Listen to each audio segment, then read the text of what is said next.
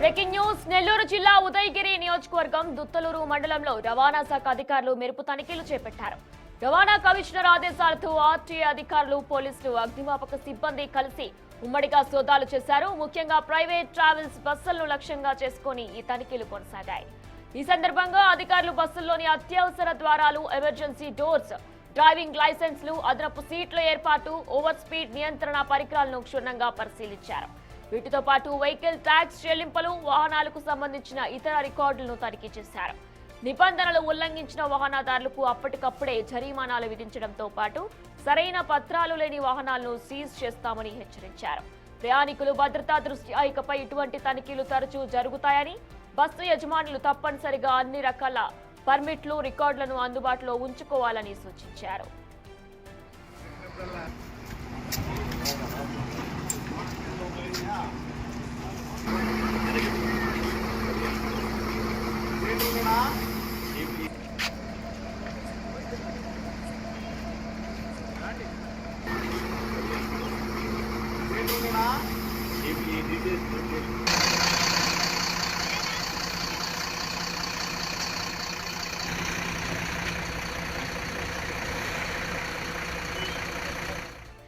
నెల్లూరు జిల్లాలో ప్రైవేట్ బస్సులన్నింటినీ కూడా రవాణా శాఖ అధికారులు, పోలీసులు కూడా తనిఖీలు చేశారు. ఇదే అంశానికి సంబంధించిన పూర్తి డీటెయిల్స్ మా ప్రతినిధి సురేంద్ర అందిస్తారు.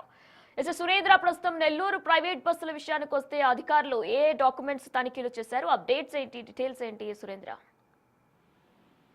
మార్కాపురం రాయవరం వద్ద పలకలక్వారి వద్ద జరిగినటువంటి రోడ్డు ప్రమాదంలో ఇప్పటికే 14 మంది మృత్యువాత పడినటువంటి విషయం మనకు తెలిసిందే. అయితే ప్రధానంగా ఈ యొక్క ప్రమాదానికి నెల్లూరు జిల్లా కలిగిరి మండలానికి జిర్రవారిపాలెనికి సంబంధించినటువంటి హరికృష్ణ ట్రావెల్స్ బస్సు ప్రమాదంలో పూర్తిగా దగ్ధమైంది. ఈ బస్సులో ఉన్నటువంటి ప్రయాణికులు కూడా చాలా మంది క్షతగాత్రులయ్యారు. ప్రధానంగా ఈ బస్సు ఫిట్నెస్ లేకే ఆ స్టీరింగ్ స్టక్ అవడంతోనే ఆ ప్రమాదానికి గురైందని ఇప్పటి వరకు ప్రాథమిక సమాచారం తెలుస్తుంది. ఈ కోణంలోనే అర్ధరాత్రి సమయంలో నెల్లూరు జిల్లా దుత్తలూరు సెంటర్ లో ఆర్టీఓ, ఫైరు, పోలీసు శాఖ అధికారులు అందరూ కలిసి కూడా తనిఖీలు చేపట్టడం జరిగింది. అయితే ఆ తనిఖీల్లో కూడా ఫిట్నెస్, లైసెన్స్, డ్రైవర్ కి సంబంధించిన లైసెన్స్ తో పాటు బస్సు ఫిట్నెస్, లోపల ఉన్నటువంటి వాటి అన్నిటిపైన కూడా ఇటు తనిఖీలు చేయడం జరిగింది. దాంతో పాటుగా ఫైర్ సేఫ్టీ, వీటన్నిటిపైన ఈ ముగ్గురు కలిసి తనిఖీలు చేయడం జరిగింది. అయితే ఆ తనిఖీల్లో కూడా కొంత జరిమానాలు కూడా విధించినట్లుగా తెలుస్తుంది. అయితే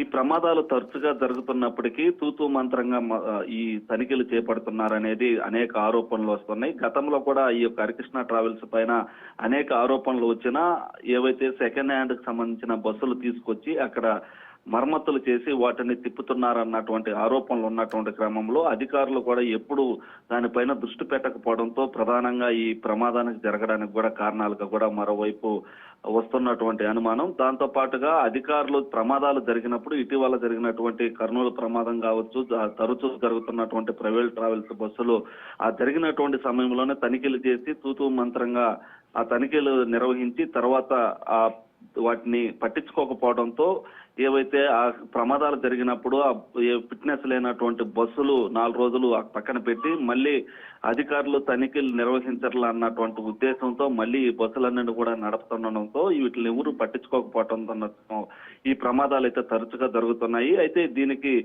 శాశ్వత పరిష్కారంగా ఎప్పుడు ప్రతిరోజు ఈ యొక్క అధికారులు తనిఖీలు చేస్తూ ఆ యొక్క ఎక్కడ కూడా ఎవరు లంచాలకి పాల్పడకుండా నిజాయితీగా పనిచేసి ఆ యొక్క బస్సుల తనిఖీల విషయంలో ఏవైతే చాలా మంది బయట రాష్ట్రాల్లో తక్కువ రేట్లకి బస్సులు తీసుకురావడం జరుగుతుంది.